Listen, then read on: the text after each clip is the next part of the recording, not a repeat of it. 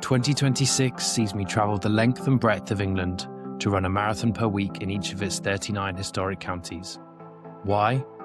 To raise funds for Tommy's, the charity that does incredible work to try to end the heartbreak of baby loss.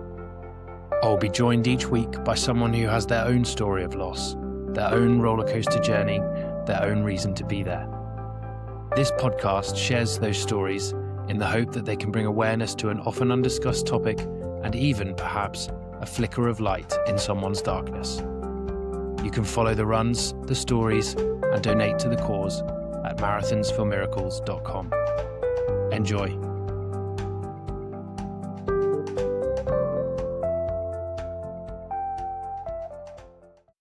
Hello, welcome to episode 10 or week 10 of Marathons for Miracles. Double figures feels like serious progress for me personally, but for this week, the focus is Jenny, who is going to give us a fantastic tour of Derbyshire when we get there at the weekend, and has very kindly come on to tell us her story and her link to Tommy's. Not necessarily the easiest of ones this week. So I'm very, very grateful to Jenny for coming on, and we're going to hear about her experiences and hopefully share some gems with those listening. So Jenny, thanks for coming on. Thanks for having me. I'm not sure I'm going to have any gems, but let's get into it and start in the usual fashion. What is it, Jenny, that led you to be involved with Marathons for Miracles and be linked to Tommy's and their cause? So I heard about your sort of insane mission on a podcast, much like this one. I think it was the Worst Girl Gang Ever one. Okay. Yeah. They've got me into a lot of trouble, those guys. Yeah. Sent you a message thinking really you would have someone for Derbyshire by now, but I'd like to join you for a run. And you didn't have anyone, so now it's me. So that's the sort of short version of how I got involved. But the reason I was listening to that is because we lost our first baby last year, which was difficult, and it continues to be difficult. Listening to people's experiences is really one of the only things that helped. In the sort of early, darkest days, a lot of that was podcasts and the Tommy's website, other charities, sort of ARC is Antenatal Results Interest is another one. But yeah, just, I don't know, that seems to be the only thing that sort of brings comfort is figuring out that there's people like you with similar experiences out there. So hopefully this helps a little bit. I'm sure it will. You said that you lost your first pregnancy last year. Are you able to tell us a little bit about your sort of pregnancy journey? Yeah. So we were very lucky. We got pregnant very quickly. We'd sort of geared ourselves up for that. We both have older siblings and lots of siblings among us. So we knew that sort of statistically, I'm quite a big statistics and science type person. We knew there was a fairly high risk of being able to get pregnant, which we're very grateful for that was the case. But we'd also seen quite a lot of difficult pregnancies. I think it's an interesting one to look back on because I feel so grateful to have had that sort of naive first pregnancy experience of getting pregnant quickly and not experiencing any difficulties. But I was always very aware, I was checking miscarriage statistics and sort of felt more like the risk was around once it got to the delivery end of pregnancy, like having seen sort of bleeding in pregnancy and difficult deliveries and things like that. And I'd worked in an organisation that dealt with that sort of type of incident. So that was a lot of where my focus was, I think, was I didn't think at all about losing. I feel like I'm contradicting myself. I did think about losing. I knew that miscarriage is a thing. And I was checking the stats, but once you get, that was more sort of precautionary rather than more worried about the delivery end than the.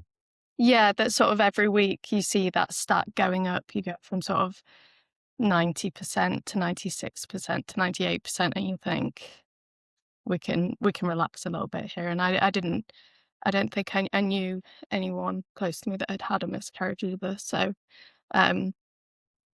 yeah, it sort of was interested in it from a sort of scientific point of view, but not from how it actually happens.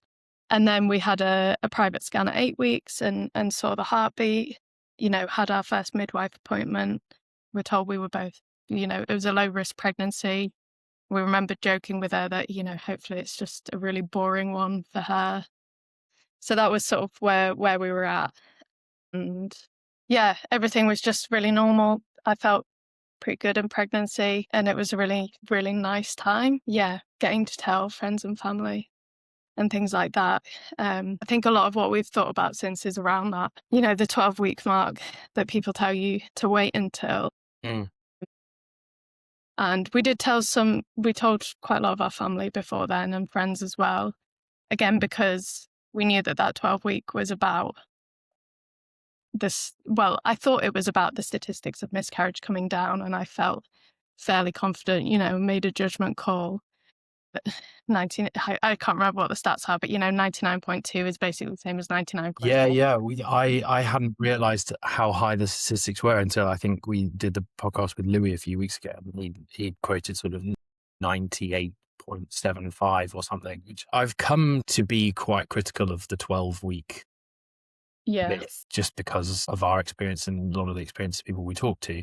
I didn't realize that the 12 mark was actually based in quite a significant statistical bias in favor of success. So perhaps I should be less disparaging, but no, your point's very valid. You get there and you think. Yeah. So we got to that 12-week mark, and we told some of my husband's friends that weekend as well, and it was just really nice. Like, we do have really nice memories of being able to share happy news. But yeah, I guess the other thing that then happens at that 12-week mark is you have your first scan, your 18th scan, which is where things went really horribly badly for us. Yeah, so we went to that appointment again as normal, being treated as low risk, and it's a very weird experience to think back about. Yeah. I think also because I had consumed so much about pregnancy and miscarriage at that point that I just wanted to know that there was still heartbeat. I think that's what you hear the most stories about, is that devastating moment where you hear the opposite of that. And I know that will obviously not be news to you. So that was, I remember waiting. I remember it taking a while for her to say anything. And I remember thinking, is something wrong? Because she had quite a scary look on her face. But she said, I see a baby, I see a heartbeat. We saw the baby. She was scanning for a really, really long time. And yeah, I think the bit after that is a bit of a blur, but it was, I need to go and get a colleague to come and look, and then being told not to Google anything. I don't want to share exactly what they saw or what the diagnosis was at that point, because it has changed slightly since as well. But it was quite an extreme structural anomaly that obviously now looking back on, even those few minutes where we're being scanned and looked at the baby, looking back on the scans is very obvious now, but I just didn't see it, and it just felt like a nice moment until you're told otherwise. Yeah, so and the really, really awful thing that happened at that appointment was that the ultrasound lady asked if we wanted a picture, which we said yes. I don't think there's any reason that a parent wouldn't say yes to that. No. Absolutely. But she printed a picture just of the our baby's face and head, which was incredibly scary for us. Yeah. Because obviously you're just used to seeing a scan, which is a whole baby. So that's like one of the things that really sticks out. Yeah, and then we were just told that we would be referred to fetal medicine, and then we end up in a horrible, horrible limbo. Yeah. I think that's everything that happened at that first scan. Yeah, and sort of midwives you then sort of after the scan, you go and talk to the midwives, and there was something else which seems unimportant now that they wanted to check on again at sort of 28 weeks. And I just remember being totally unable to engage because there was something wrong. Yeah. And we didn't. So yeah, so that was sort of a tough day. a tough day, a to very say the tough day. least. A very tough day, and then a very weird period of knowing that there's something wrong, but not what. I have a very medical family, sort of 6 doctors in my immediate family. So it was also an odd time of being told not to Google what it was, but knowing that I had access to medical people that could Yeah, I don't need Google. perhaps, none of them are obstetricians or I don't even know the words, fetal medicine Yeah, doctors, but there was a lot of, again, sort of the catastrophizing side of you, and then the side that's like, modern medicine is incredible. It does things all the time that we wouldn't have been able to do, maybe even 5 years ago, 10 years yeah, ago. of course. I mean, that's another link to why Thomas is so important, because a lot of that research into pregnancy and conditions with babies is at the forefront of what they're doing. So, I mean, the story could be different in 10 years' time, which is the hope. So a couple of days of waiting, not Googling, which I confess I would have done, but Malcolm was very good at following what we've been told to do.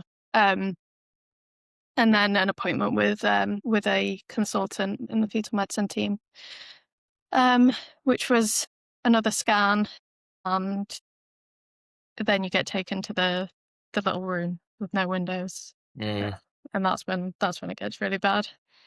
So I mean, I do remember it clearly, but I think also you just think I think my like brain something about. blocks some of it out. But we had a very fantastic consultant who we've seen since. Yeah, she was very good at giving us information in a way that was properly explaining it, but didn't gloss over anything. And we basically this bit is quite difficult to talk about, because the choice that we had to make was to end pregnancy at that point. This, Jenny, I think is why this and you are one of the bravest people that we've spoken to come and talk about this, because I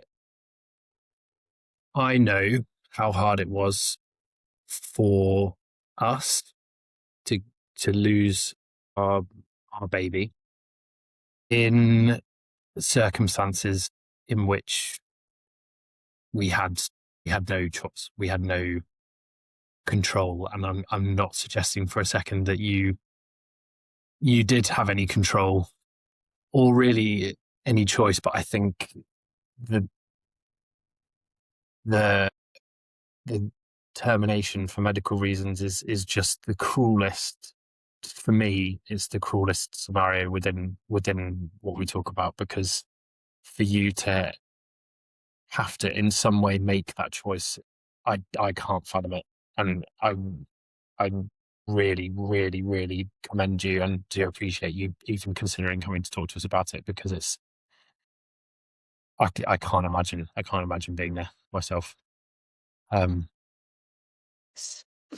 But yeah, I think that's one of the hardest bits of it, is that a lot of the language is choice, decision. You talk about having to make a really hard decision. And termination in itself is, I mean, yeah. But then part of me doesn't want to shy away from it. Mm, It's difficult because there's a lot of talk about it in a way that's removed, and that this is part of healthcare. yeah. And yeah.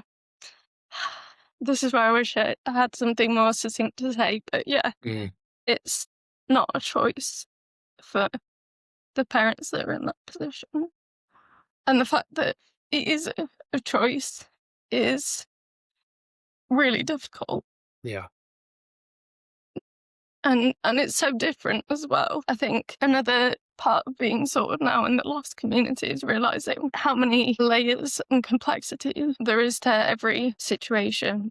Like, even within, you're in the lost community, and then within that, TFMR is a little bit taboo even, or you feel like an outsider. And then even within TFMR, there's so many different scenarios. Like, there's a lot of language around sort of grey diagnoses, or there's different levels of testing that people have, for different types of condition. And it's just awful for everyone. So, yeah. awful, but also that's why I think it's so important and why I'm so grateful for you for having come on to speak about it, because the whole purpose of what we're doing this year is trying to put as many stories out there as we can, because as you said at the beginning, when there are dark times, often hearing someone else talk about what you're going through, it gives you that touch point, and that you Yeah. can almost feel like someone's sort of reaching out through the headphones to you, and that's so valuable to people who are there, and it's not uncommon. We would love it to be more uncommon, less common, but at the moment it isn't. So Yeah. just trying to put those stories out there is so incredibly important.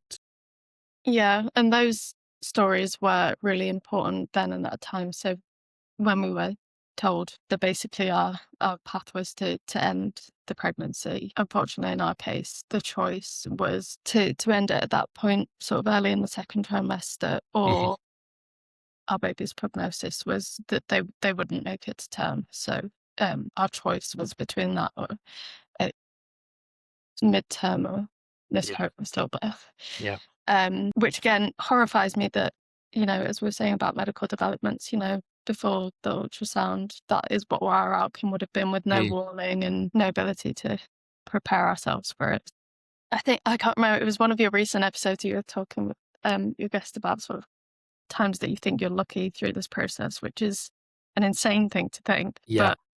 But yeah, so there's that, I guess, that we're lucky we live in this age. And then there's, you go into another waiting period, which was also very difficult, sort of between making that decision and being able to have the termination where I was still pregnant. Our baby was still growing. They were, perfect size for their age. Yeah, that's a very weird, uh, weird place to find yourself Strict period of time. with a query. I wanted very long. So that was a time as well where I really started looking for stories.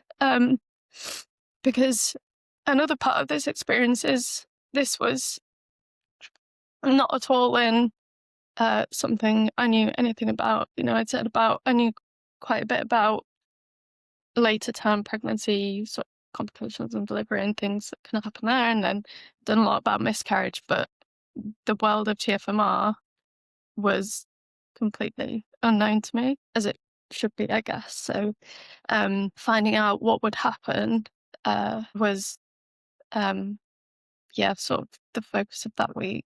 My husband and I have sort of reflected on since that that was sort of the most difficult period for him, whereas I felt like I had a sort of task, of a physical thing to do. I could really relate to that, to Malcolm's position there. I think as the other half, when you're in that waiting limbo period of any sort, and this isn't necessarily even loss related. I mean, I've seen this with our sort of successful pregnancies that we've had since, like moments during the labor process, and where you're just like, there is absolutely nothing I can do here that is useful. So what the hell do I do? And that's when you're sort of in a positive outcome environment. But I do remember that as well from our miscarriage. So yeah, that's an interesting take, that you sort of, people find some sort of comfort in the process Yeah. in a really, it seems strange to say, but whether that be IVF, people we've had spoken to that have been through IVF and how difficult that is, or people who've been through recurrent losses, and it all becomes quite just process driven. And you go, okay, well, this is the world that we're in now. Robin and Annabelle last week talking about being in NICU for 3 months, which from the outside looking in is just the most stressful thing in the world. But they go, well, you just turn up one day after the next, do what you need to do. It's yet another, I think it's a testament to how incredible human beings are in some ways, and particularly, have to say, women. I think it's just phenomenal how you are able to say, okay, this is what we need to do now, Yeah. and get on and do it, no matter how painful or difficult it may be. Mm. I think it's also that, like, that was something I could do for my baby, Yeah. was get through that process. Um I think another thing is that being told that you have to terminate pregnancy and then finding out what that actually was also a bit of a wild experience. I think because we both assumed without talking about it there would be some sort of surgery or surgical option, which I know, speaking to other TFMR parents since, have found that is really varied across the country. So for us, that wasn't an option, which at the time I was really scared about.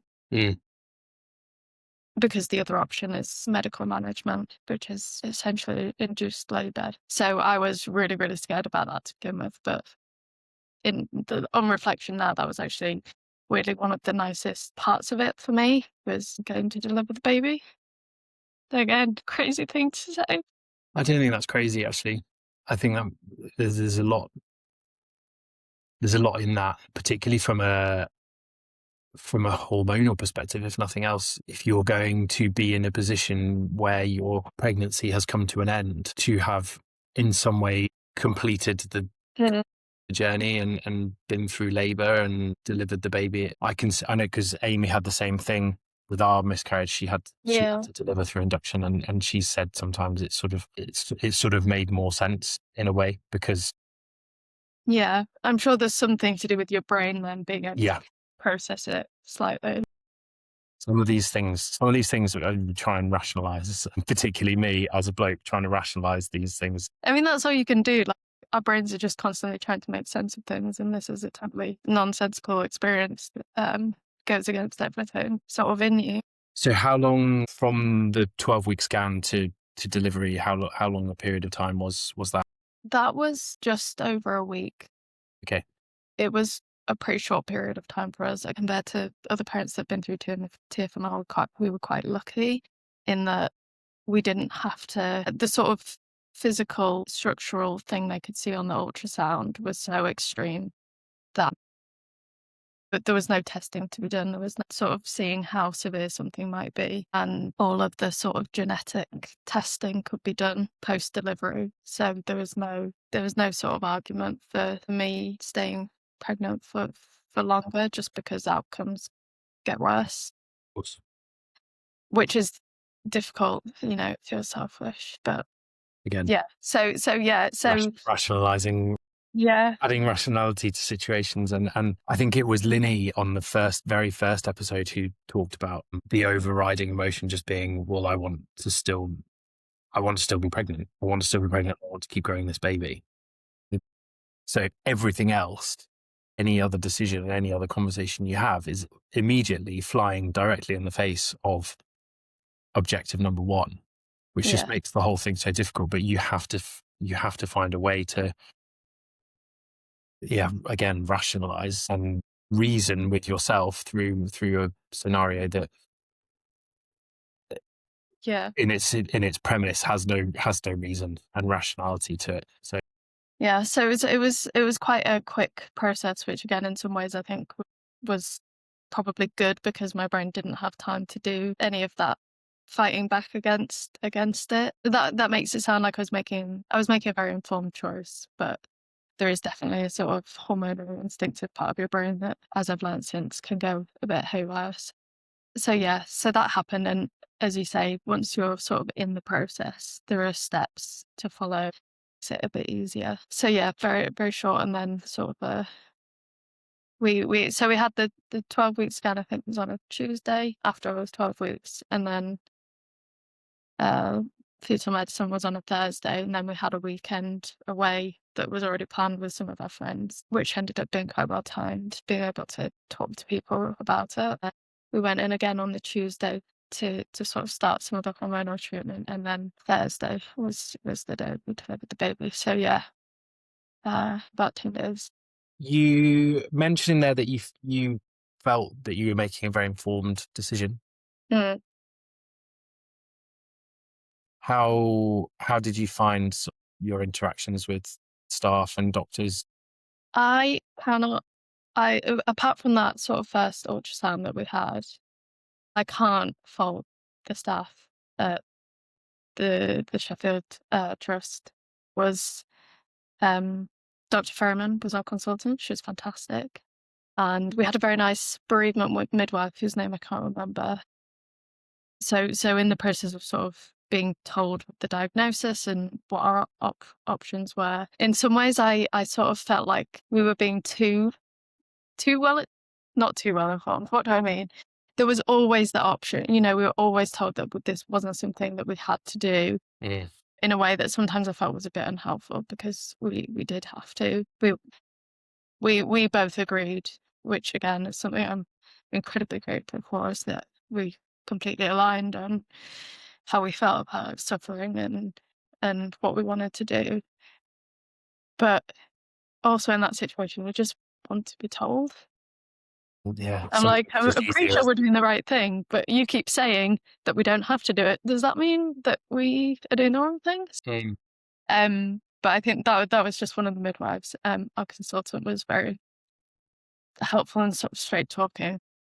And I remember, I think you've had a few people say the opposite of this, but I remember from the start, you used the word baby. At no point did she say fetus or pregnancy or anything like that. And I remember at the time, because it is a weird stage of pregnancy, that early second trimester, and she never wavered on that. There wasn't I remember really clearly thinking that, and now looking back. Things like that really stand out. Yeah. And then when we went we were then on the gynae ward to deliver the baby in a private room, which again was a good setup. It was in a completely different building to where we'd been for fetal medicine and the scans.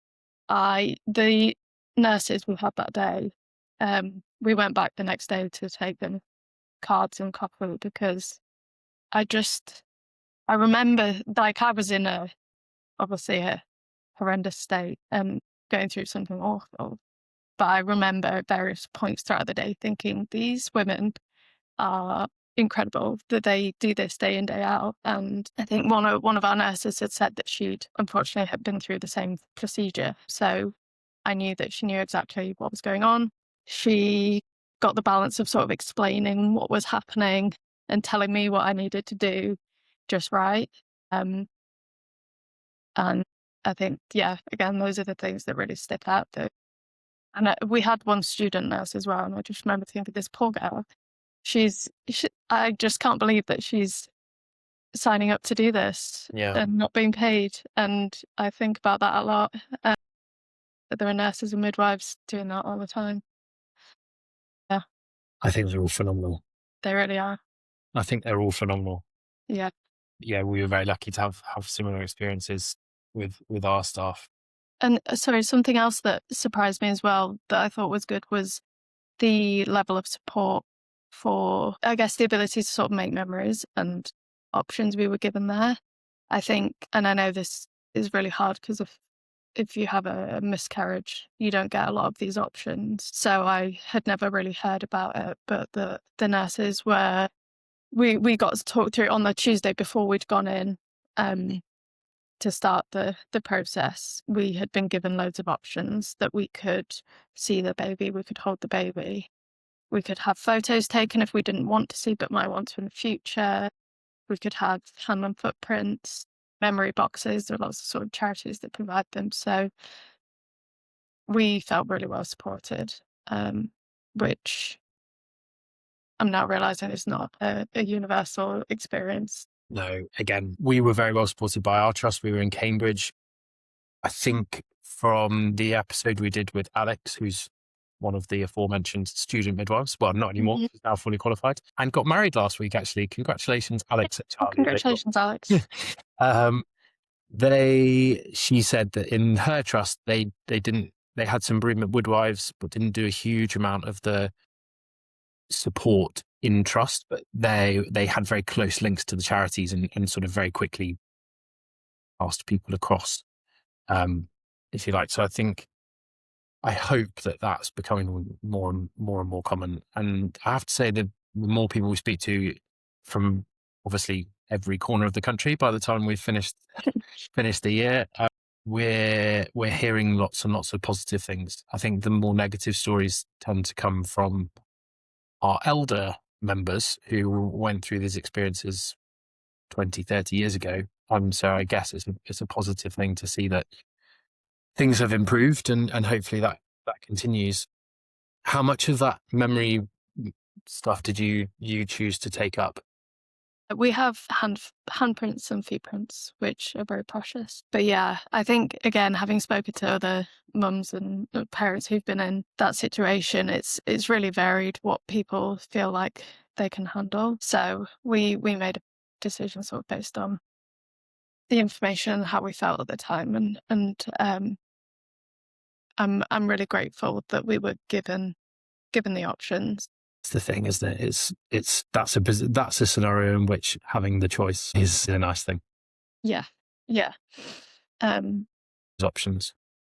Yeah, and then it feels like post that happening. So it was late August last year. So it's our baby's due date this weekend, actually, just ahead of the run. So it's going to be probably quite an emotionally turbulent time. But I think the other thing that I hadn't realised about loss and termination is sort of how long the process is.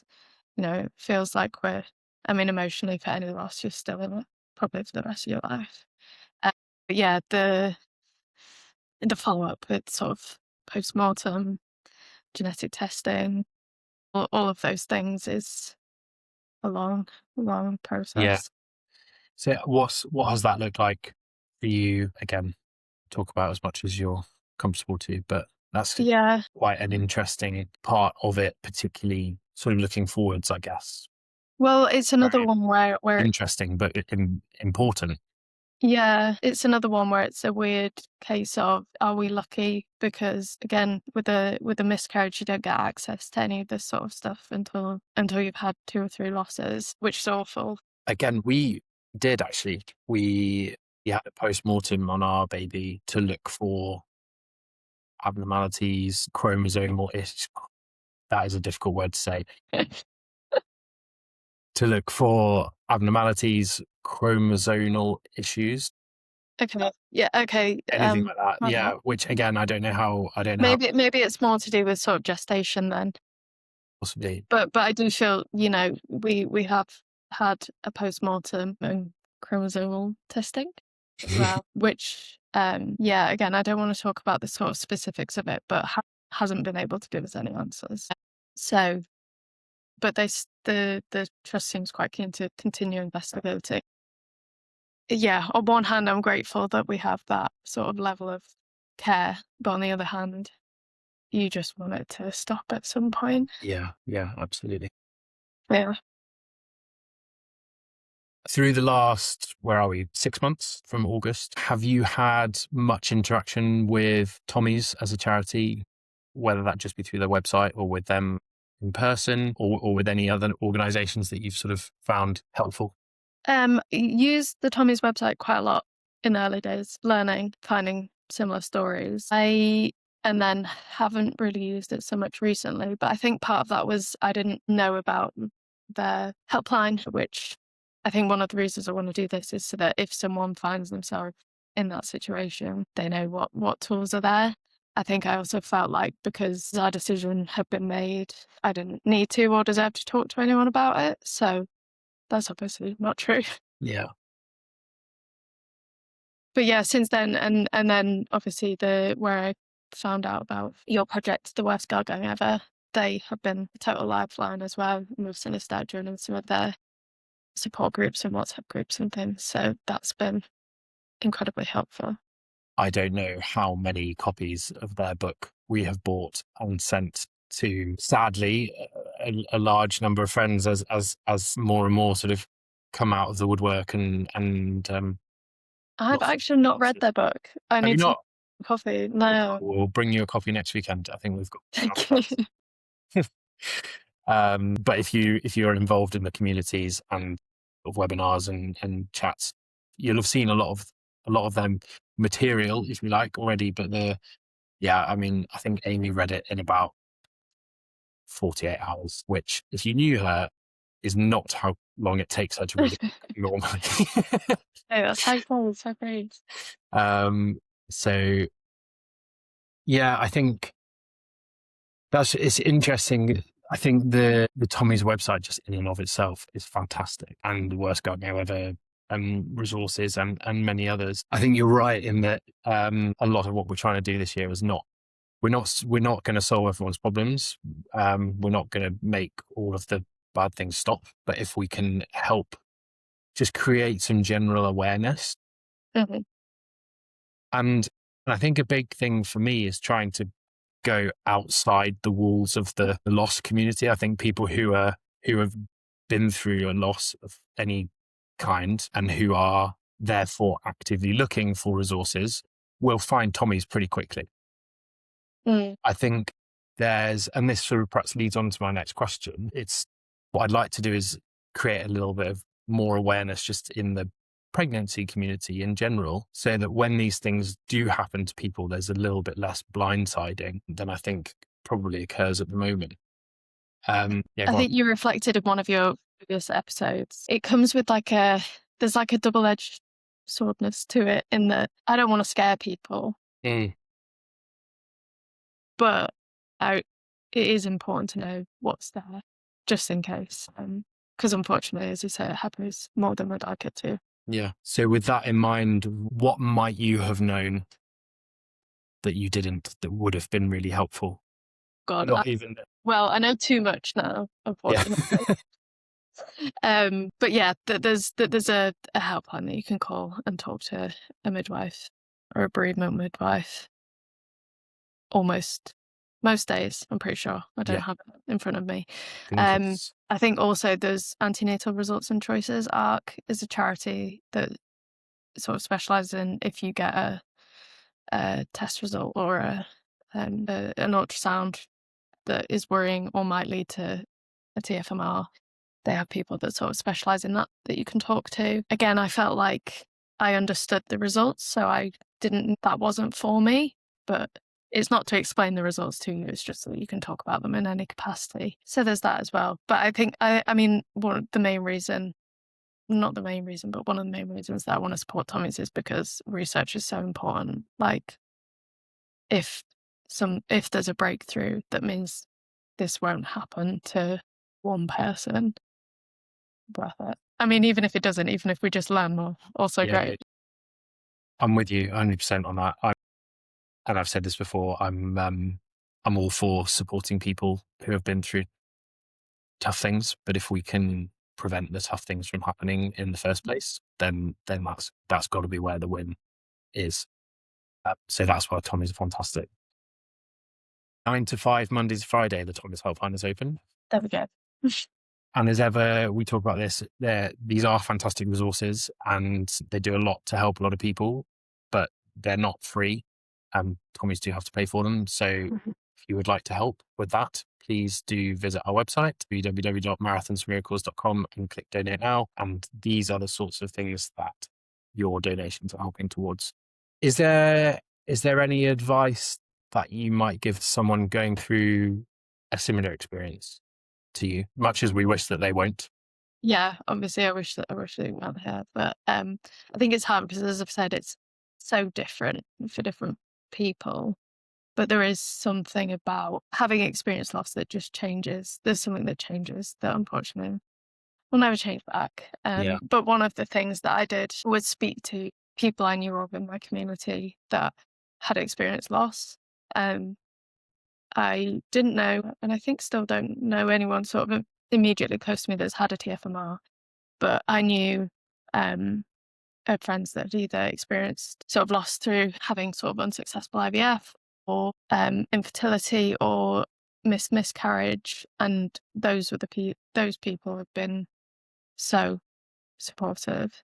So I think that's the other thing that makes me want to talk about it, is that hopefully not, but if someone, needs someone to talk to about. Were you reasonably aware of those people sort of within your network? Because that's sort of the other thing that crops up quite a lot, is that it's still, losses aren't necessarily spoken about that much. So they're happening all around you without you necessarily knowing.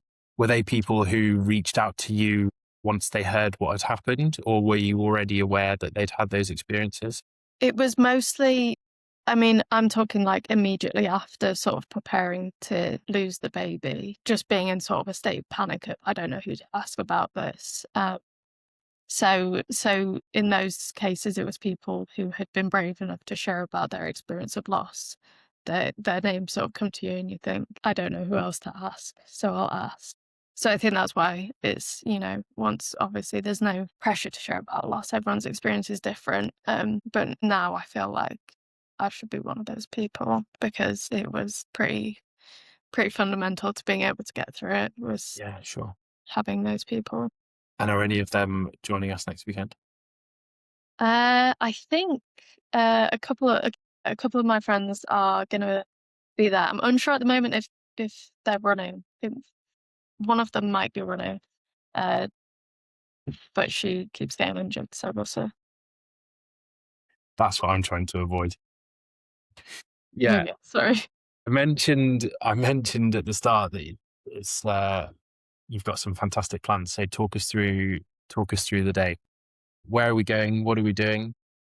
Yeah, so I think I've mentioned Sheffield. I don't actually live in Derbyshire, but I do live very, very close to the border in South West Sheffield. So we're going to be family over the border in Derbyshire, having a lovely time in the peaks. I think when I first messaged you, I said I would only do it if it was a trail run. So it is a trail run. And I think you responded and said, as long as it's not too hilly. So not too hilly. I'm all for some hills. I mean, head to under 1,000 meters of elevation. perfect. So for the Peak District, it's a treat. Yeah, we'll see what you have to say about that after. But hopefully that'll be fine. I mean, later on in the year, we're doing Scarfell Pike, which was my idea. Well, this is a training run. Exactly. I think my hesitation was that it's quite early on. Yeah. So I feel like I'm still getting fitter. I don't feel like I'm sort of there yet, which hopefully by August when we're in the lakes, I'm not going to say will be. I will say might be. Yeah. But no, this will be a nice, as you say, a training run. So it's going to be a quarter of the way through, which is quite exciting. Yeah. But yeah, so we've got probably quite a few people joining us, which will be nice. We're doing it in sort of I say a figure of 8. It doesn't look anything like an 8, but 2 loops. Yeah. So we've got different people joining us for various legs. Hopefully some nice baked goods. Yeah. I've been promised Bakewell tarts. Yeah. Oh God, because yeah. it's not that far away. I've got an email from a cafe to reply to, so I'll make sure to mention that. No, I think it's going to be stunning. I've been to Derbyshire a few times, mostly on a bike, not on foot. Mm-hmm. And I've inevitably ended up in Castleton, which I think is just up the road. It is. Having sort of attacked from the Manchester side. Yeah, so not too far away. Yeah, absolutely stunning. So I'm really hoping we get some good weather. It's been. I'm gonna stick my neck out here and say that in a year where, what's the fun statistic that everyone's quoting at the moment? It's rained every day this year somewhere in the UK. We've got wet once, which is phenomenal. And I mean, this Saturday just gone, we were in Northamptonshire and it rained all week and it's rained ever since. And it even rained on Saturday afternoon, but for the 5 hours, whatever it was that we were running, it was spotless, beautiful sunshine. So yeah, what's the saying? The sun shines on the righteous. So we're obviously doing something right. Oh no, what does that mean if it rains? Yeah, I mean, we might get some snow. We had some snow this weekend, which was really nice in the sun. So we'll just have to play it by ear. I'll keep you updated. Yeah, I've done my best to plan a route that avoids the bogs plural. There's one section of the route that was flooded recently. We've got a fun river crossing if it's not flooded. Nice.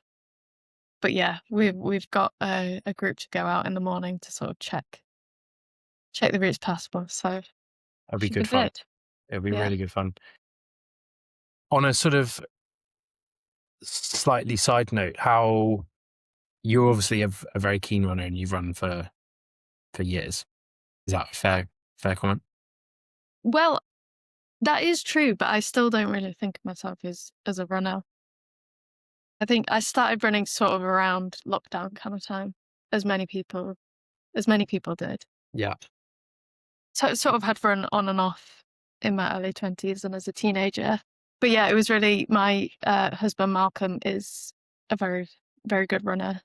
And it was him that taught me that you don't have to run as fast as you can all the time. And ever since then, I've enjoyed it. Becomes So so much more enjoyable.